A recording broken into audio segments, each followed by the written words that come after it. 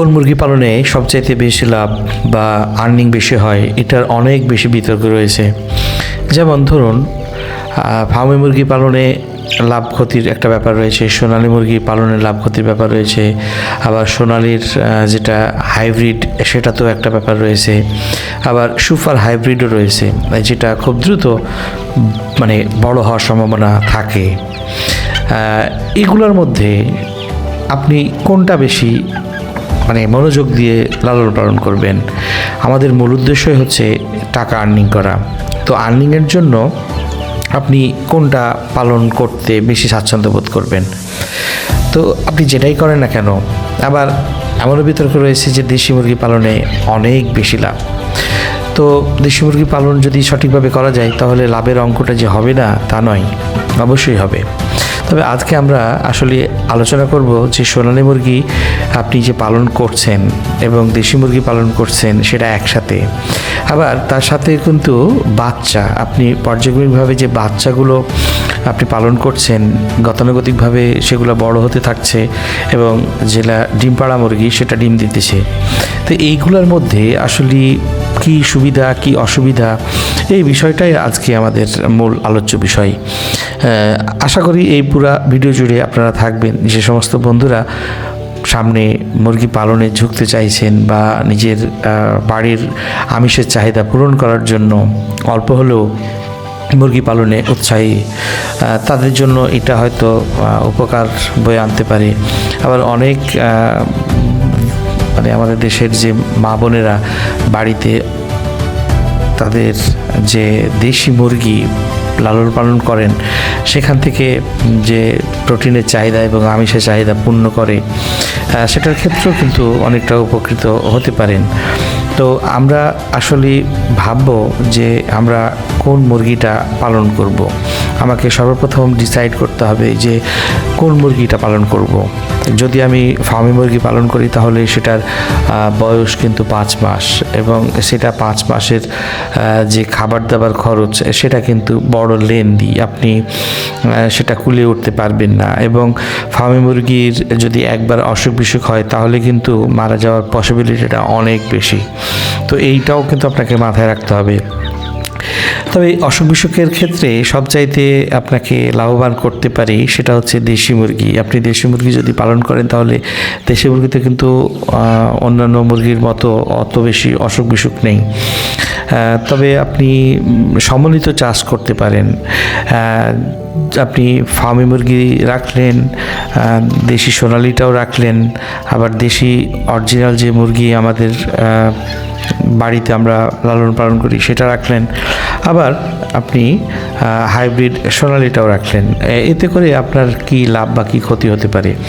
তবে সোনালিগুলো আপনি যদি মনে করেন যে ডিম দেওয়া শেষ হয়ে গেছে তাহলে সেটাকে বিক্রি করতে পারবেন, এবং বিক্রি করতে গেলে সেটার ওজন আনুমানিক 3 থেকে 2.5 কেজির মধ্যে ওঠানামা করবে। আবার এই সময়ে যেতে যেতে আপনার যে ছোট মুরগিগুলো আপনি পালন করতেছেন সেগুলোও কিন্তু 3 থেকে 4 মাস বয়স পার হয়ে গেলে দেখবেন যে খুব দ্রুত তারা বড় হয়ে গেছে, এবং 5 মাসের মধ্যে তারা কিন্তু আবার ডিমে চলে আসবে। আর এদিকে যে 3 মাস বা 4 মাস আপনি যে আগের মুরগিগুলো থেকে ডিম পাচ্ছিলেন, সেটা যদি দেখেন যে কোনো মুরগি সঠিকভাবে ডিম দিচ্ছে না, তাহলে সেগুলোকে বাছাই করে আপনি কিন্তু খোলা মার্কেটে সেটা বিক্রি করতে পারছেন। সেখান থেকেও কিন্তু কিছুটা আর্নিং আসছে, এবং সেই টাকা থেকে কিন্তু আপনি পরবর্তী যে মুরগিগুলো আপনি লালন পালন করতেছেন তাদের খাবার দাবারের জন্য সেই টাকাটা কিন্তু যোগান দিতে পারছেন। এটাতে আপনাকে অনেক বেশি কষ্টদায়ক বা কষ্টের মধ্যে ফেলবে না। আপনি অনেকটা বুঝতেও পারবেন না যে আপনার মুরগিগুলো যথোপযুক্তভাবে লালন পালন করতেছেন। টাকার যে ক্রাইসিস সেটা কিন্তু খুব একটা হচ্ছে না।